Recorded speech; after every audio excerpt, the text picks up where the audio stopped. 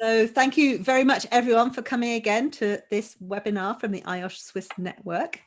We're trying a slightly different format. So before it was very much, you got an expert in and they talked about their subject and then there was time for a few questions at the end. But our network is full of so many experts that we would prefer to have a more discussion type approach, and we can all learn something from that. So it's great that today we've got 3 presentations from companies going to talk about I'm going to say it wrong again.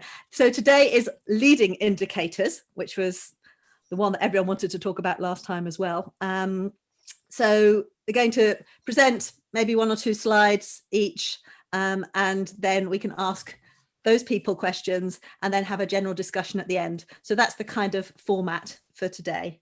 So it's following on from the last one, which was lagging indicators. Okay, so yeah, happy to share. So I'm just going to put up this one slide to show what we do. So the disclaimer up front is I'm not saying this is the best thing to do. It's just what we do. So it might give some ideas and some thoughts. And I'm just being open. This is a real sheet from one of our regions.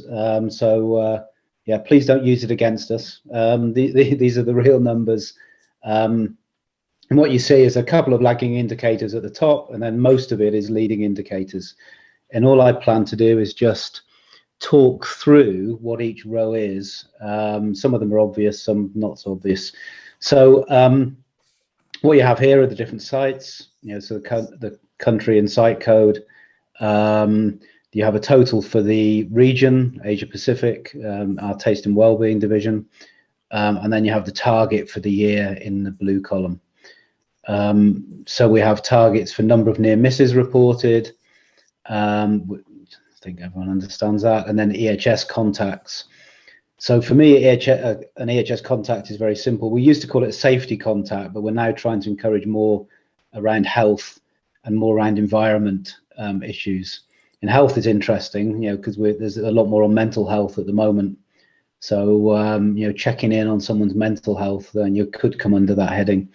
But they're mostly safety. Almost, I would say 99% of the ones we get are safety related. So that just means you have to talk to somebody.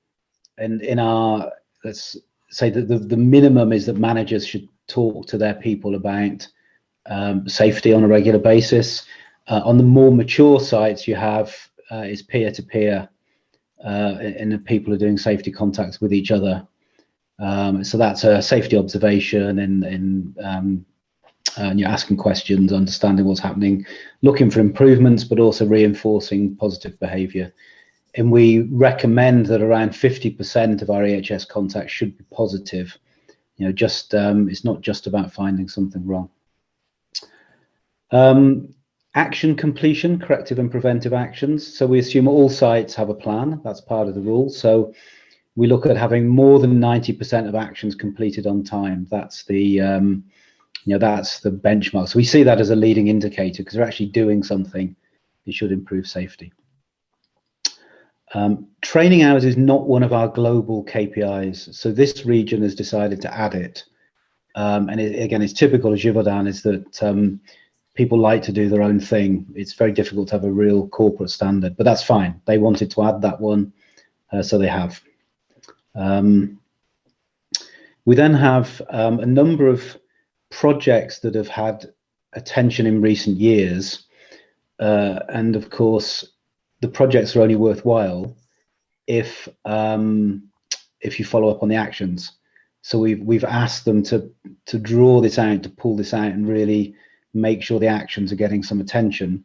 So process risk assessment is still in the assessment phase. So this region is highlighted 32 assessments to be done across the 10 sites during the year. So this is the recognized high priority processes. So they've gone into the, if you like, an initial assessment, which are the processes that need this attention, and then they've identified 32 they want to do this year. And you can see they're lagging behind a bit, although it's green here. They've only done 3 in the first quarter, so I would say it's probably green is a bit optimistic. And then because we had a focus on ergonomics and on workplace assessment, which is mostly around exposure and noise, but mostly chemical exposure monitoring, and looking at the risks in the practical way. So not just the risk analysis, but what really happens in the workplace. Are the procedures being followed? Is the PPE being used? So what's the reality as opposed to what's the theory of the risk assessment? So those are also the same as the kappa targets, but we wanted just to draw those out to make sure they were getting special attention. And again, this one, the exposure control project, that's not one that we have globally, but it's getting particular attention in the region at the moment, so they've added that. We've identified a number of high-profile materials that that are getting global attention, that we're trying to control better, so either eliminate or put in better controls across the business. So they've decided to pull that one out. So it's really the same or subset of the workplace assessment. Management system review. When we've done the audits, we're very bad at actually reviewing. In the PDCA cycle, we don't. We decide what to do and we do it, and then we don't go and check it was effective. So we're really trying to push the management review of our EHS management system. So again, they've put in 24 or a target of 24 reviews in the year, and they will track that. We ask all sites to do an EHS engagement event. I mean, typically that's it's a safety week. But it might only be 1, 2, or 3 days, and it's a way of bringing everyone together and doing something actively with the sites. Even stopping production to focus around health and safety, and to do it in a really engaging, interesting, fun way. To get lots of people involved. Obviously, it's been difficult in the last 12 months, but we're doing more and more of these remotely. Or we're finding ways to do it in our factories, which are obviously still operating, where they can have these events without breaking the COVID rules. So there's some creative ideas coming in there as well. But this one is it's either 1 or 0 for each site, because they either do it or they don't, and they should all be 1 by the end of the year. The directives implementation is our audit program, so it's against our management system. So it's a percentage. And you can see in our legacy sites, our pre-existing sites, the scores are pretty good. That they've had audits, and then they've done self-assessments each year. They have an action plan, and they're working towards the 100%. And then you see some of our recent acquisitions. So, Malaysia was a few years ago, so they have started to make progress. And then you see in a new site in India and one in Vietnam where they haven't started yet. We don't have a baseline.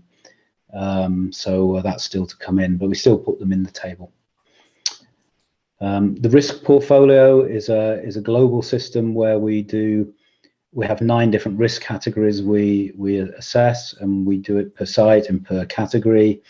And it's a way of deciding mostly where to put our capital investment, and being able to compare a risk on one site with another site and see where the highest priority is. But the plan is that once you have some of the red risks in the portfolio, they identify, these are the ones we want to move from red, orange into yellow or green. And they've identified 28 they want to work on, that they're progressing. I'm sorry, 32 they're working on, 28 are already done. So actually they've had a very good start to the year. And then we have a model, an EHS excellence model for culture, and we ask the sites, having done the initial workshops, to do reassessments, and to put in also actions which tend to appear in this kappa list for improving the culture on site as well. So they're trying to to shift it step by step each year. It's not a very precise number. It's a lot of it is self-perception, but at least gives a sense of where do we want to be as a site and what do we need to do to get there. And you can see, I mean, pretty much this region is doing pretty well, and but you see there, with the acquisitions, this one, Malaysia, India, Vietnam, this is where we have more issues because they started from further behind. And some of the zeros just mean there's no baseline. It doesn't mean they're actually at zero, but they probably shouldn't be green. They're neither green nor red. We just haven't done it yet. So that was really just the snapshot into what we do. Any questions? I have a question. Yeah. So you're talking about corrective preventive action, and it's just percentage complete, but not all actions are created equal. So some are more important than others. Some will obviously take a lot longer than others, and you know that from the beginning. So do you have a way of factoring that into your score? Yeah, the action plan that's behind this is a lot more detailed. So this is 90% complete by the due date. So in the process of putting the plan together, they need to prioritize the actions. So the low priority ones will have a much longer due date, or they won't go in the plan. And the more difficult ones, like if it's 5 million capex, then the date would be appropriate to raising the capex, getting it approved, and implementing the project. So we expect them to use their judgment about both what's easy and what's high priority, and that is factored in there. You don't get the end date shifting over time, and well, no, then they miss the number because it's the original end date. So yeah, if they're over ambitious, then they shoot themselves in the foot on this number. Okay. But we expect them to do it properly, and we're trying to encourage the sites that it's, we don't expect you to do everything. As you said, not all actions are created equal. Do it properly. Put some thought into it and make sure you have the right actions in your plan, and that it's something that is achievable with the team you have. But usually, just question. But usually the time completion of the CAPAs are managed by the site or defined or by the site leader, no? Oh. Yeah. Yeah. Okay. So it's agreement between business or corporate and site leadership team. Okay. So it's so we do it on. Should be reasonable. So we have a regional EHS director who coordinates this. But the accountability is with the site, supported by the EHS function. So the site director because sometimes you need a capital investment, and this needs to be requested in terms of budgets. No? Yeah, exactly. So I can't magic money out of thin air for them. So they have to take that. I have just a question, maybe R2. The frequency of reporting, if you do on an annually basis, or on a monthly base, or monthly. Okay, and that's for all the CAPAs, because I see that, for example, the cultural model assessment most probably something that you do once per year, no? Yeah. Sorry. Yes. There are some. You're right. Yeah. So it's a mix between annual and monthly, and then the second question is related to here. I see a lot of area, but your metrics are based on site or are divided by regions or by country? So how is the way to arrange your performance metrics? It's by site. So for example, here you see 2 China sites. Those are sites. Okay. 2 India, and there's another India here, one of the new acquisitions. So 3 in India. So it's by site. Makes sense. John, I have a question, if I may. Yeah. Okay. First of all, thank you for an excellent presentation. I really appreciate it. I'd like to congratulate Givaudan on what they've done on this. I know the type of work that you've done, but I'd like to dive in a little bit into an area I know that you're passionate about, and I'd like to talk about safety culture, safety EHS culture. Yeah. And how did you go about, just in very, very brief terms, how did you go about building a KPI, a leading indicator for the safety culture? What was the process, and what did you come up with? I know what we're talking about now is how we monitor it, but I'm more concerned about the development of the key performance indicator and what sort of guidance we can share with others. Okay, I'll try and do a very quick snapshot. I presented it at one of the meetings, the one we'd had at Nestle. But just in very quick terms, we decided to do our own model. We identified what were widely held to be the best sites in terms of safety culture. We did a diagonal cut of interviews to define that. We then tested it against 5 other sites. So we had 7 globally, different divisions, different sizes, different complexity, and created a final model that we could use with 12 different headings. We then created two measurement tools. One was a self-assessment of things that you could actually measure. So we look at even things like employee turnover versus the local norm. Also number of safety contacts, number of times the management of change process is used. So we looked at some things you could actually measure that give an indication of the culture. So if you don't use these processes, you pretty much have a poor culture. If you use them a lot, then that indicates it's probably quite good. So there's no precise number. So we did that pre-assessment of things, and then we ran a workshop with the leadership team, and we really then did another assessment based on their perception of what happened on site, their perception of the culture, again based around some structured questions in statements that came out of the original interviews and surveys, and the 2 of those things together gave a score. And in the workshop, the really interesting bit is where there's a difference. If the thing you measure indicates a poor culture, but the opinion is it's very good, then there's a really good rich ground for discussion. But anyway, the combined thing produced a score. And then we then asked them to do a self-assessment on their own each year to see what impact the action was having on the score.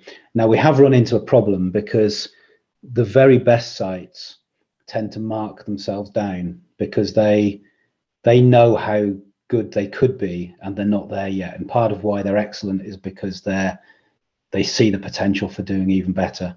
The sites that have a very immature safety culture have no concept of how good they could be, so they tend to mark themselves up because their idea of what is really, really good is not as far away as it really is. They think it's just a little bit better.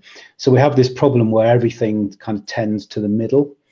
So on this score, the score is between 1 and 5, and you can see here these are all 3 point something, just about, or around the middle. So we are reviewing that and seeing if we can do it a bit better and make it a little bit more of an audit tool. We don't want to lose the local ownership, but something where there's a more precise measurement or a more meaningful measurement, and then we can start to assess sites around a sort of, they're gold standard or are they just at bronze, so we're trying to find a better way of measuring it, but it gives an indication, and the change in the number is a better indication that the right things are happening.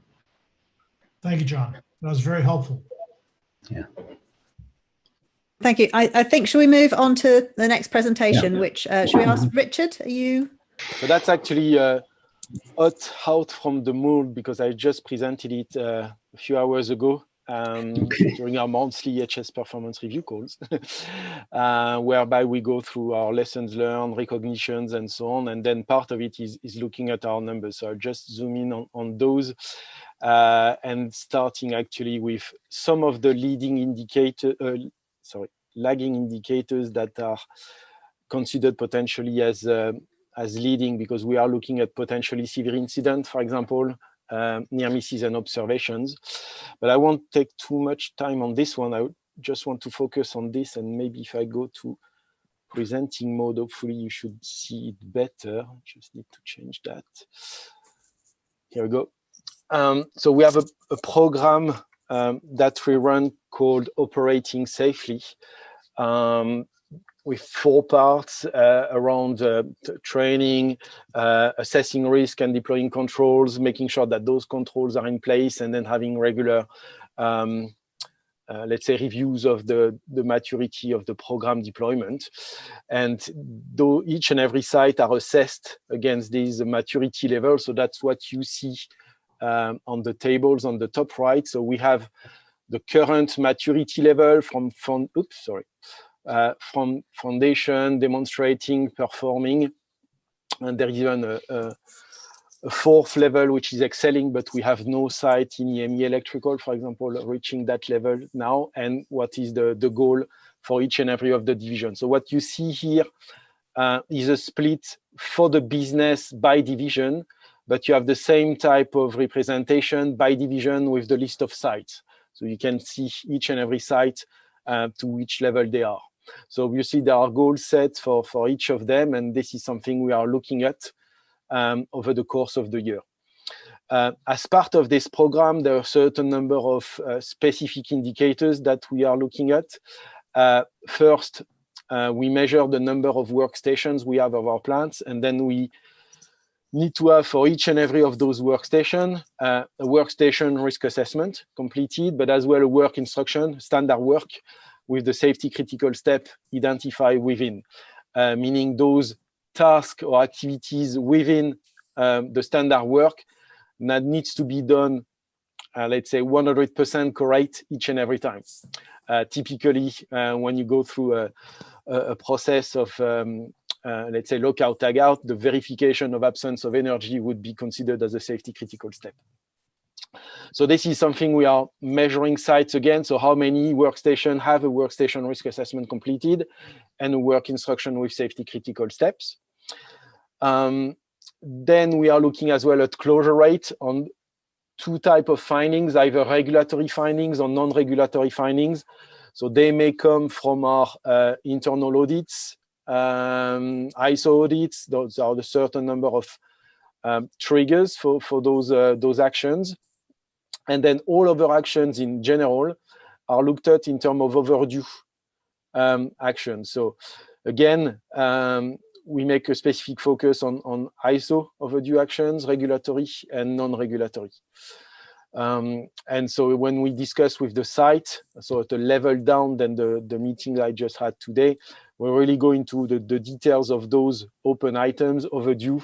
What are the challenges? How, I mean, is it related to the capex that they need to have, and so on and so forth. Then talking about the culture and promoting, I would say, safe behaviors and a positive safety culture, we have a program called Recognizing Our EHS Heroes.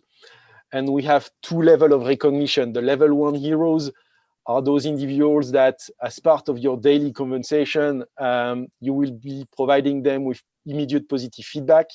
So they are reporting observations, they do their job well, and so on and so forth. So the manager will basically send them what we call internally an E-star. So not only they will have this direct feedback, but then there is a kind of formal acknowledgement of that positive reinforcement through a specific tool that we use. So we count those. And then we have the level 2 superheroes that are the individuals that goes above and beyond. So they really do things extra. They take like a specific problem that was raised at the plant, and they are the ones proposing the solutions. They are the ones involved in the deployment. It's not only considering their workstation, but it has some wider impact in the plant. So it's something that we recognize as well, and so we want to measure that particular topic. And then the last one you see on the right-hand side is what we call the LSR breaches. So we have kind of golden rules at Eaton that are called the life-saving rules. And any potential breach to such a rule is thoroughly investigated. So as soon as a site is reporting one of those potential SR breach, this is something that we track as well. For those ones, apart from I would say the middle and left, we have some specific targets on that. But for example, on heroes and superheroes, is just improving from the previous year. And there is no specific target on LSR breaches. It's something we just measure. Obviously, we want to have as less as possible, but it's just an indicator. And then when we were discussing before with John about those actions that are more important than others, and back to this life-saving rules. So we have specific, I would say, programs and elements associated to those 6 life-saving rule topics, so around electrical safety, confined space, fall protection, industrial truck, lockout, tagout, and machine guarding. And here we are tracking the results of the self-assessment or corporate assessments on those specific topics, and then the number of open tasks being overdue or not. So we make a specific follow-up on those actions that are generally critical and associated to life-saving activities or requirements. I skip this one, which is related to environment, and then the two last, but I only show this one, is about specific program we have on machine guarding and on electrical testers remediation. So here we have divided all of our equipment into 3 groups: high priority, medium priority, and low priority. And we are tracking how far we are in our program of remediating those machines based on our internal standards. So we have the overall picture and then the yearly planning. So each and every year, based on the CapEx that the sites are allocated, we visualize basically from a database we use what are the machines or electrical testers that are planned to be remediated during the year. And then we track, obviously, that remediation activity across the entire year. So again, these are real numbers, such as John. But yeah, so it's tracked on or measured on a monthly basis. There are, I would say, some changes year over year, depending on the focus. So some of them are removed and new ones are popping up. And there are as well some site-specific indicators that we don't see, we don't escalate in this division or business calls, but it's tracked when we do the divisional calls. So for example, we are looking at risk reduction, we are looking at training, we are looking at the number of non-routine risk assessments we are performing, and so on and so forth. That's basically it for me. Thank you very much. Have any questions? Once again, I have a question. I thought it was fascinating, Richard. Thank you for that. So your level 2, level 1 heroes, could you say a bit more about how you decide, how you allocate people this level? Who does it? Is that subjective at all? And then does it feed into some sort of league table where you have people's names written on it? And how do you manage? I'll answer the first one actually immediately, just going on the top of the, here is one. So these people, so in the process of nominating a level 2 superhero, so it's the sites that are deciding on the people they want to propose as a superhero. And so I say the level 1 heroes are really the day-to-day recognition. It can be done by their supervisor, it can be done by the EHS manager.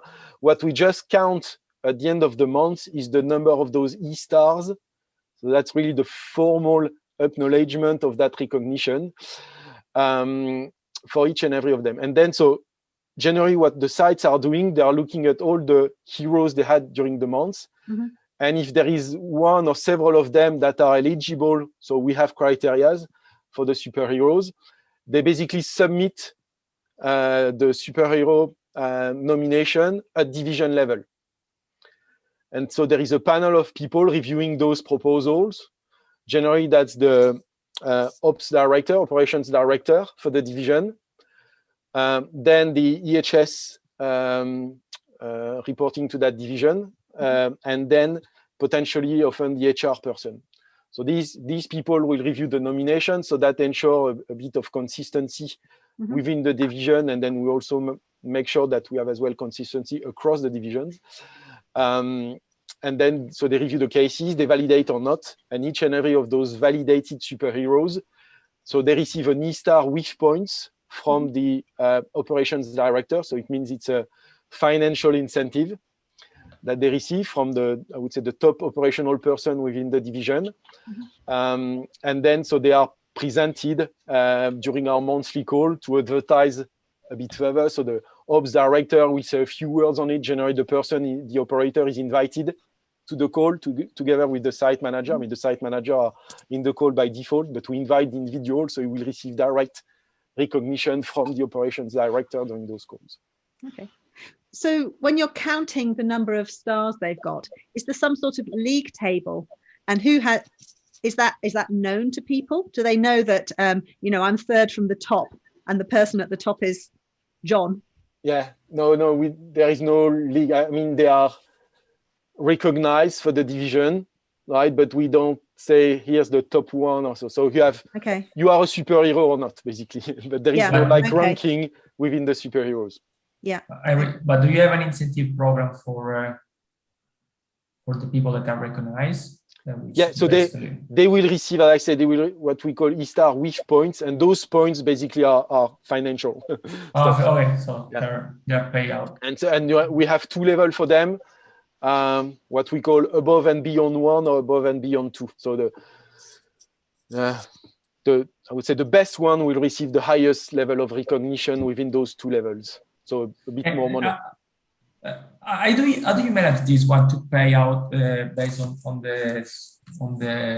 this recognition? Because from our experience, there is sometimes issue in certain country to pay based on recognition at work, and there is also different way to manage this recognition. So it's something that is managed at global level or every countryside, because there are some involvement also the human resource in this sense. Yeah. So I mean, for example, in Germany, the Work Council for the entire country never accepted the E-star program. I was mainly talking about Germany. Yeah. So we had to find our way, basically, to be able still to recognize people in Germany. So we did it, but slightly differently. You experience difference between country to country about the recognition program. Yeah. And there are as well some people that are not really at ease of being, appearing in a large group of people in a meeting. So sometimes people say, "Yeah, I did my job. I mean, I did the things and so on, but I don't want to be recognized in public." Let's say so. We will not present that, for example, but they will still receive the incentive. So we are flexible in the program somehow, and we need to. Thank you for clarification. Yeah, that kind of, I think what Alberto was sharing with you kind of leads me a little bit in direction. First of all, thank you for an excellent presentation as well. I think, this whole idea of a webinar where we can share, where we can discuss, it's sort of like in an academic forum. I really enjoy the intellectual stimulation. How do you avoid, Richard, and maybe you've answered it, and if you have, just tell me, how do you avoid the idea with this recognition of winners and losers? Because I think, and I guess we're off the track a little bit as far as key performance indicators, but I'm very concerned about people, the person you said, well, I don't want to be recognized, I'm shy about this kind of thing. You just mentioned it a few minutes ago. How do you deal? It would be great if everybody could be a superhero and everybody could be a winner, but that's not the case. So how do you make sure that everyone is on the train in this direction of trying to improve this kind of thing?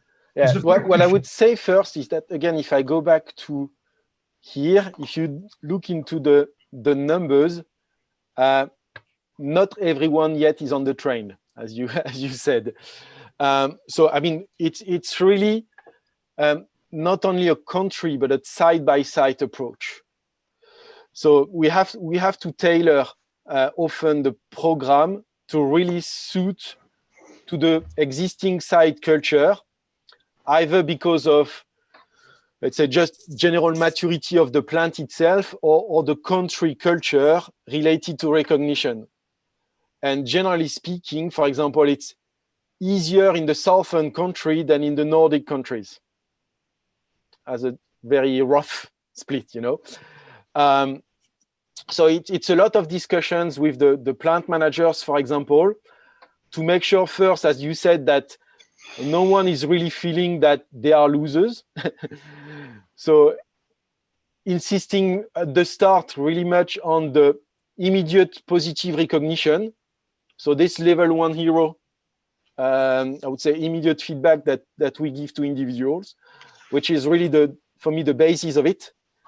And once they are mature in that process of regularly recognizing positive behaviors, safe behaviors, and not only, as I think we also mentioned during John's presentation, going to people when they do the things wrong. So these EHS contacts also focusing on positive reinforcement. So when all of this is well set, then generally we move to this second level of the level 2 recognition, where the site is more mature.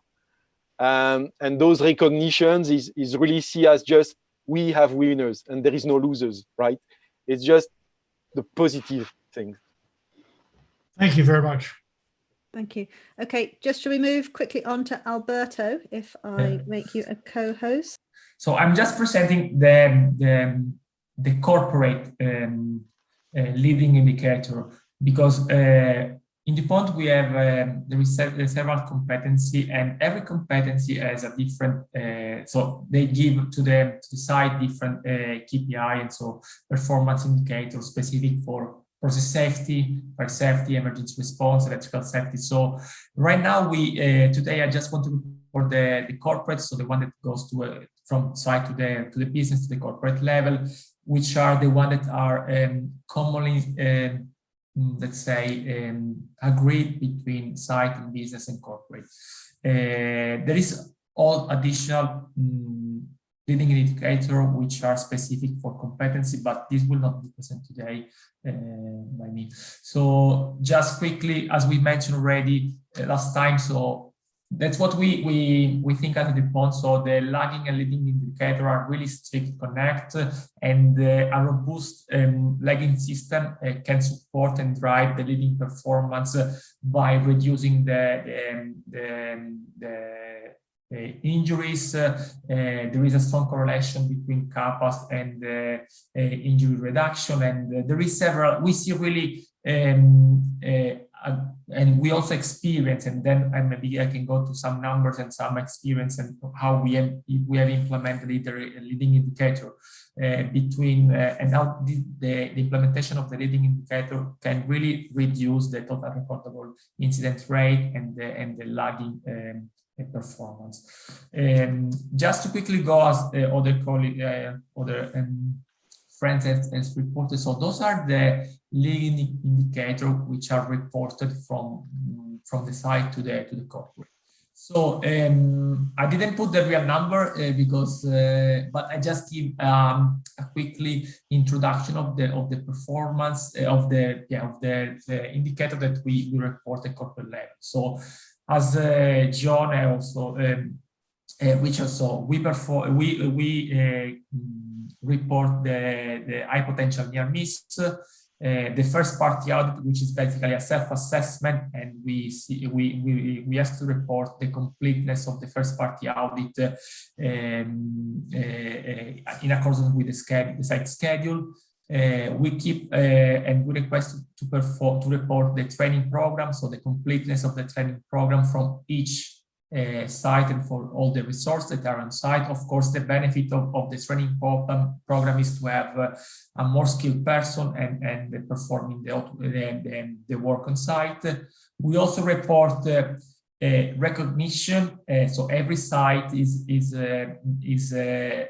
has freedom to define a recognition program for the operator, for the engineering team, and also for the site leadership team as well. So there is different. Of course, there are some guidelines, and we have some DuPont internal procedure, but every site is different.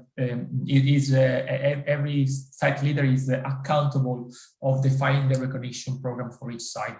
This is due to the fact that we see a lot of difference between each site, and so it's been really difficult at corporate level to define recognition program which might apply for all the site and for all the business.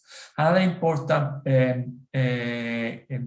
leading indicator that we track is the job cycle checks. So we request to, which is basically a methodology to look at the ability and the skills of the people that are performing the work on site. Another important indicator that I guess is one of the most where we see a really improvement is really leading the performance on site is the commitment and the commitment and the accountability of the leadership team. So the standard work is basically how much time we are just reporting how much time the site leader, so the plant manager, is supporting the site with field tour or with adequate training and adequate meetings. So this is we see that it's quite important to reduce the total recordable incident rate and also the performance side.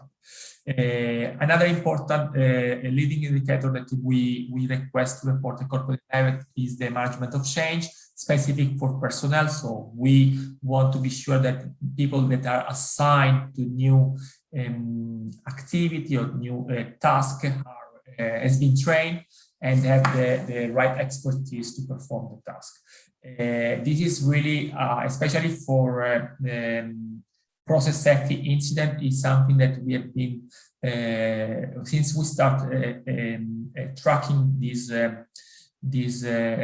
indicator and targeting the 10% of decrease from the previous year, we see really a benefit on the number of PSM incident and the non-related PSM incident that we have on site.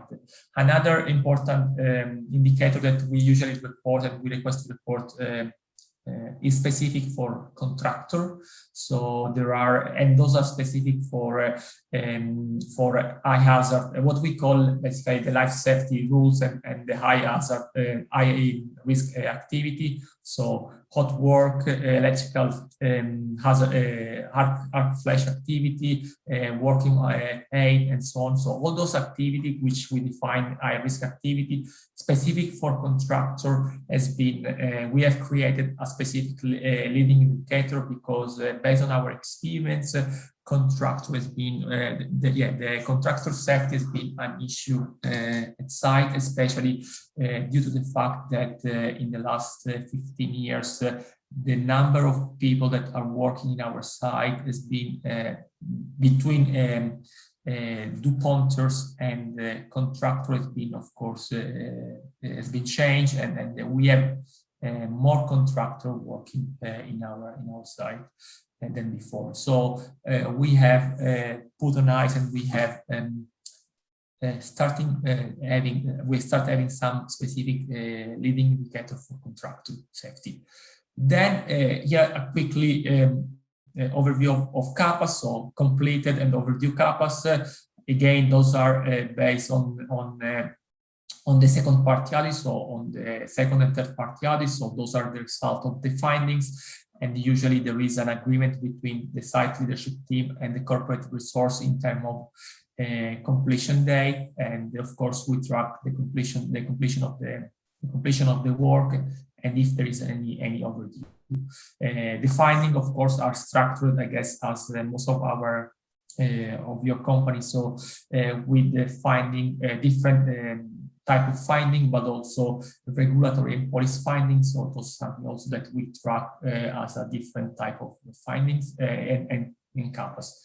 And then there is specific leading metrics for occupational hygiene, so exposure assessment, medical surveillance examination, specific training related to the occupational hygiene and also economics. Then, of course, as I mentioned before, tracking audit finding to closure, so open, overdue, and there is also some specific sample that we collect and we monitor for air, biological, and specific for the occupation, specific for occupational hygiene. Quickly, we have a specific, as I mentioned before, a program for contractor safety with some target and some performance that goes into a tools, and there is basically a point system which give us every month the status of the contractor safety.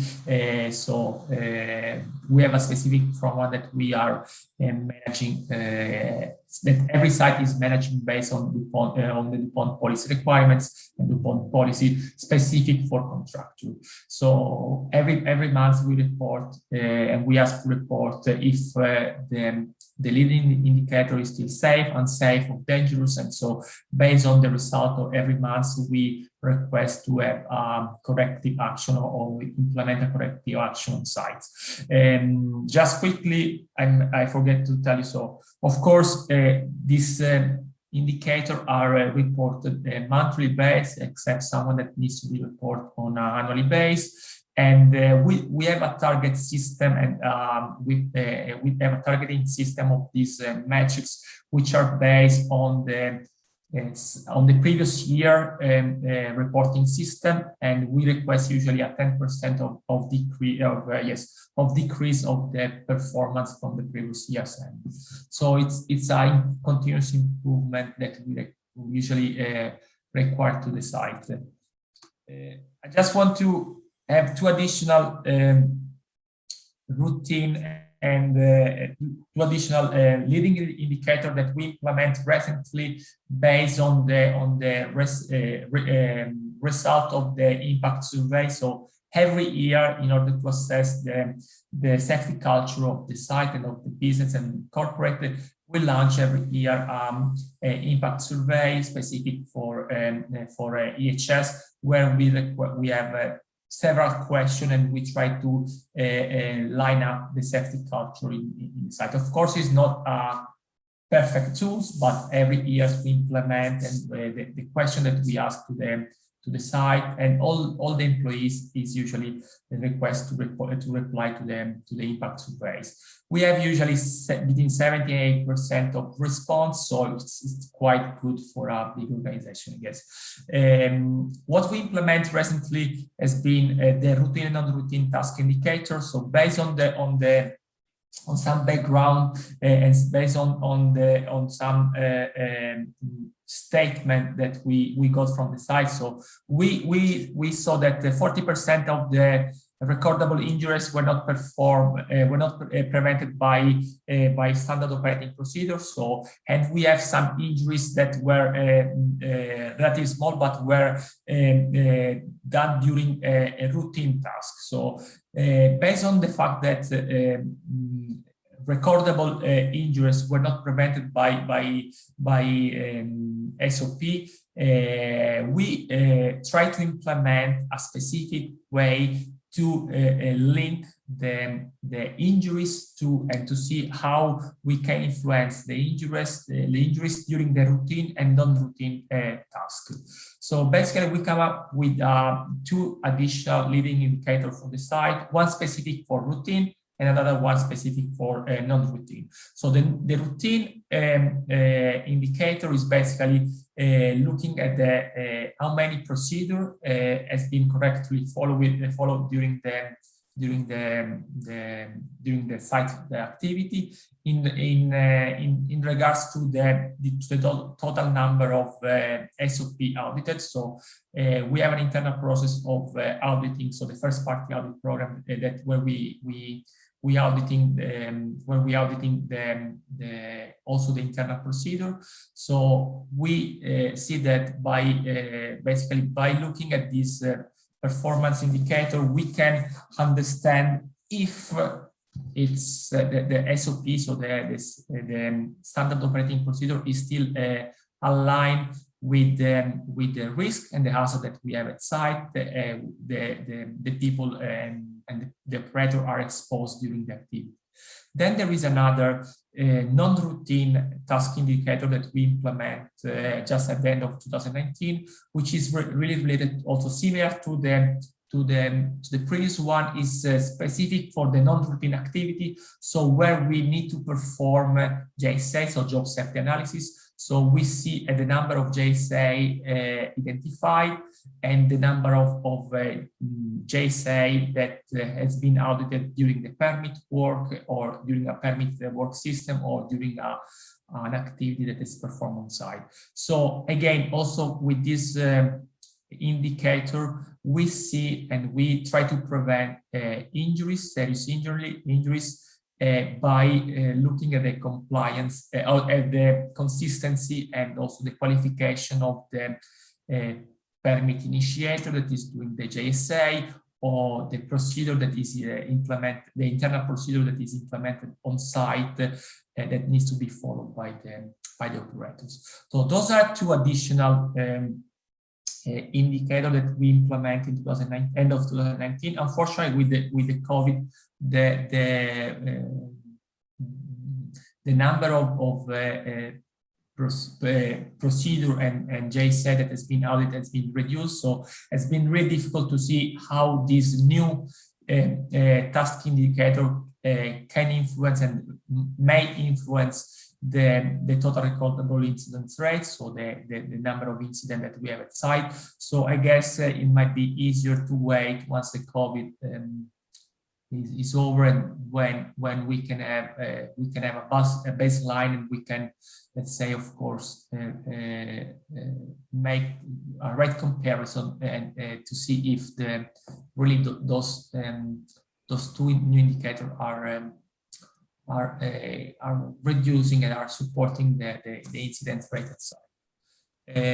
Just what I want to share with you based on the experience and what we see that is really supporting the as a leading indicator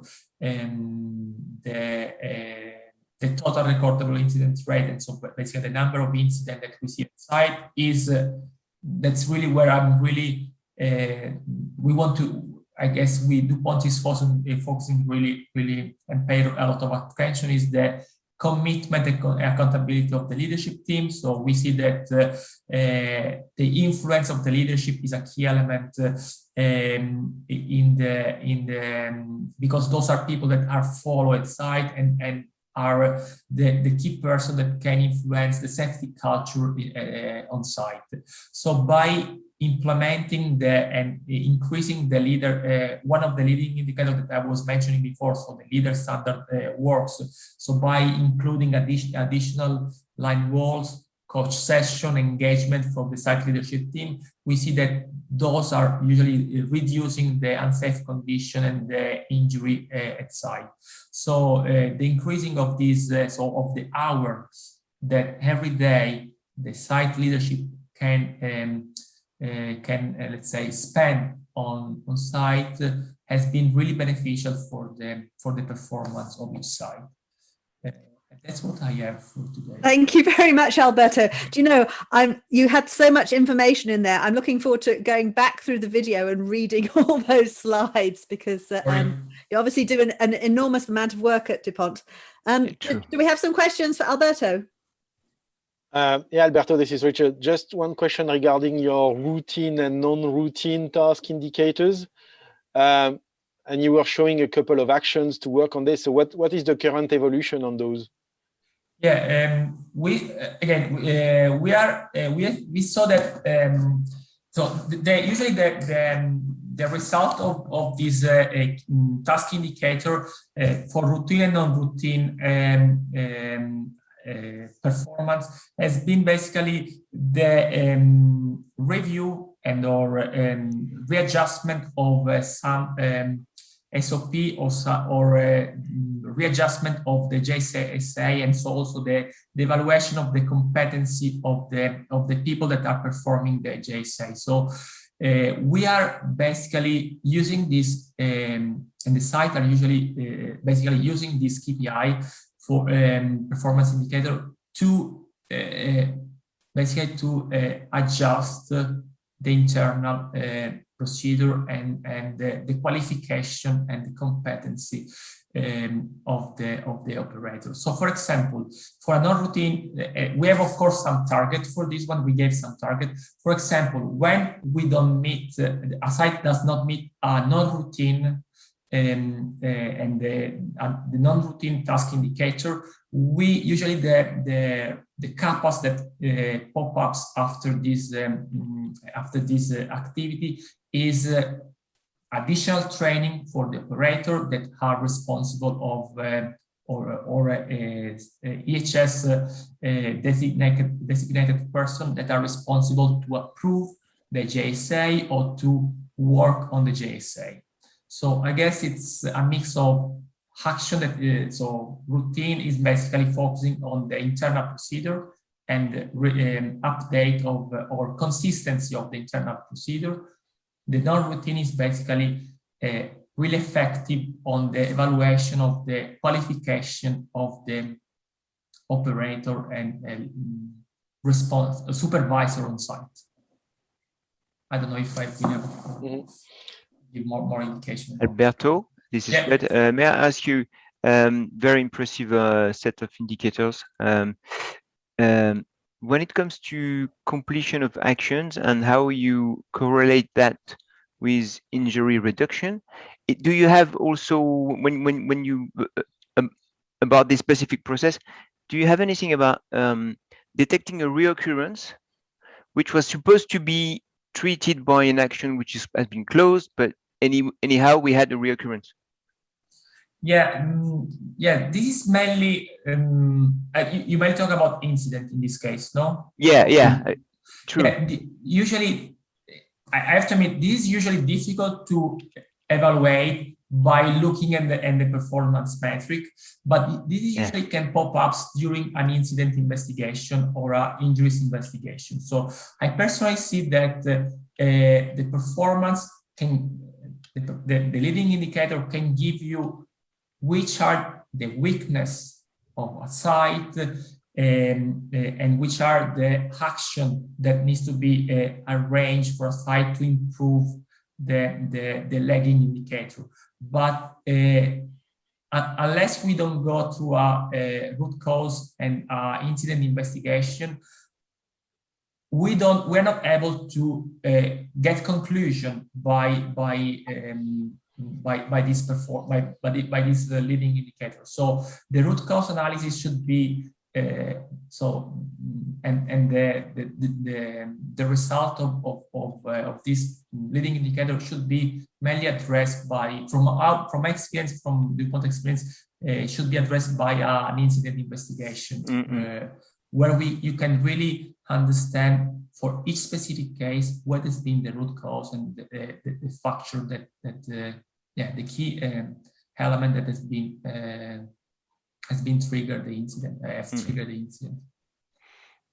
I don't know if you have different experience, Frederick, or no. I mean, I was thinking about, for Lafarge team we have silo cleaning, which is a very hazardous operation, and we had some major incident with fatalities, and then we created a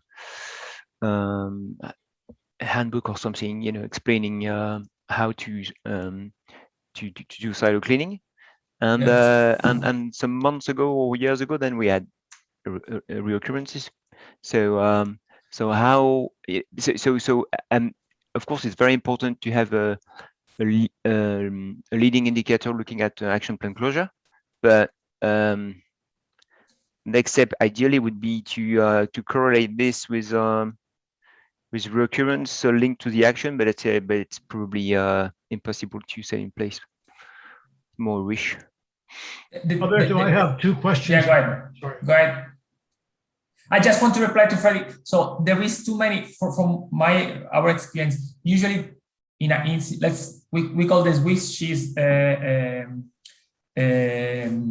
factor. So there is really a lot of factor that can play a role in an incident, like especially for high hazard activities. So which most probably might be linked to several leading indicators, which can be training, can be your internal procedure, if it's adequate, the qualification of or the completeness of the JSA, the proper implementation and all that. So it's true. And this can be also, I guess, from my experience, can be also clarified by an incident investigation, because there are several factors that can play an important role on an incident. Sorry, go ahead. Hello, great, thanks. Alberto, I have two questions. Alison, do we have time for two questions? I realize the clock is ticking. Sorry. You're muted, Alison. Go for it, David. I have time. Okay. First of all, Alberto, thank you. All three of these all three of these interventions are exciting, and I think they're very much thought-provoking. And they raise questions, I think, that we should explore on a larger scale at some point, because I think the whole package of leading and lagging indicators is interesting. Alberto, the first question I have is, you've indicated that a high potential near miss is a leading indicator. And I'm wondering I'm wondering the thought behind that being a leading indicator. That's my first question. I'll notice as well. Yeah. I'll let you answer, and then I'll come back to the second question. Yeah, I guess that sometimes that is a little bit. Sometimes you can report. I see also companies that are reporting this as a lagging indicator. Unfortunately, so I guess that this is as DuPont we see as a way to usually during let's say the high performance. Let's start from the point that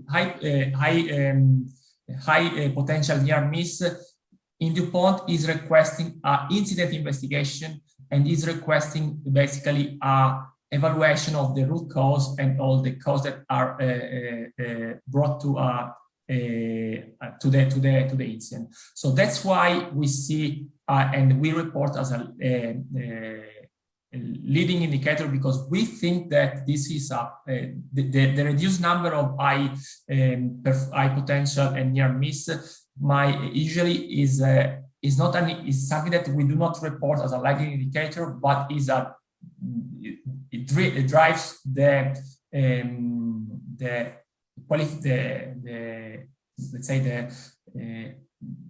quality of the work that are performed on site, and also the competency of the people that are doing activity on site. So I guess there are strictly connect between so the performance training and findings are usually strictly connect between each other and that's why we think that this should be better report as a leading indicator.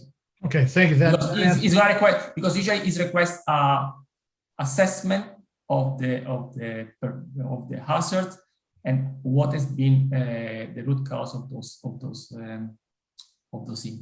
this incident.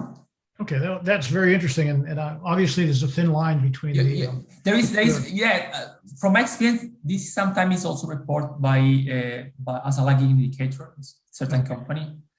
We see as a really driven factor that drives the completeness of the activity, the qualification of the personnel that are at site, and usually a reduced number of high potential near miss give us the quality of the work that is done by the EHS manager. Thank you. The second question I'd like to ask is relating to the routine versus non-routine tasks. Yeah. And you talk about the use of the job safety analysis, whether it's robust enough. Do I understand in the company's philosophy that you're not doing risk assessments as much as you're doing job safety analysis at a certain level?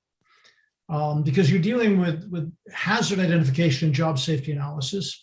And I understand that, but I also see at the same time, what I've experienced, especially recently, is there is a value of everyone virtually being able to do a certain level of risk assessment, maybe not to the certain level that we may be doing it in this group.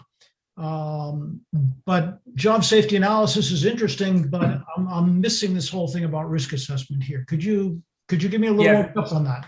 Yes.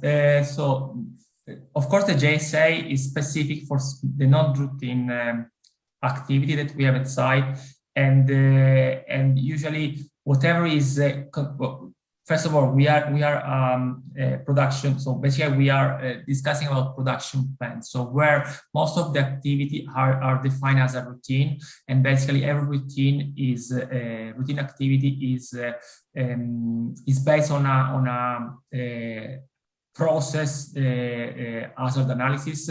So we do specific and the procedure that we usually we define at site are based as and are coming from the results of the hazard analysis. So of course, the non-routine activity is requesting an additional step from the risk assessment, because there are some activity that should be assessed by the supervisor or by people that are competency that are qualified to perform and assess the non-routine activity. So JSA, so the job safety analysis is I would say is an additional activity on the process hazard analysis that we perform on site. So it's not so basically we have for the routine and also the non-routine activity, we have a standard process hazard analysis that we perform on site for every activity that reduce the risk, but there is an additional step that is requested to be done on site specific for the task and for the non-routine task. That's why we have a JSA. Usually the JSA is needed for the high risk activity where we